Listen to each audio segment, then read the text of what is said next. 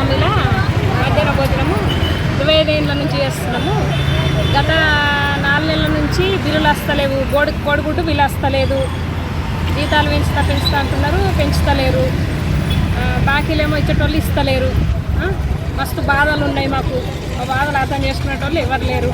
మరి ఎంతవరకు కరెక్ట్? ఇట్లా బిల్లులు ఆపుడు, అన్ని కాలు బియ్యమే ఇస్తారు, అన్నీ మేమే తెచ్చుకోవాలి. ఉప్పుతోటి 9. ఇంట్లో వంట చేసుకుంటేనే 100 రూపాయలు కావాలి. ఆడ 100 మందికి అంటుడు. ఎట్లా వండుతారు? ఎట్లా చేస్తారు? మరి ఎంతవరకు కరెక్ట్ ఈ గవర్నమెంట్? రేవంత్ అన్న ఇకనన్నా స్పందించి మాకు 10,000 ఇస్తామని చెప్పేసి ఓట్ల కంటే ముందు మాకు ఆహ్వానం ఇచ్చిండు. మాకు 10,000 రూపాయలు లేవు, ఏం లేవు. ఆ 3,000 జీతం సుఖ ఇప్పుడు 6 నెలలు అవుతుంది. జీతం లేదు, ఏం లేదు. గుడ్డు బిల్లులు లేవు, పెట్టిన పెట్టుబడి లేదు.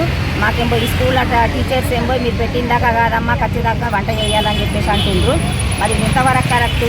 గవర్నమెంట్ మేము కావాలని కోరుకొని మేము ఆయన గెలిపించుకున్నాము.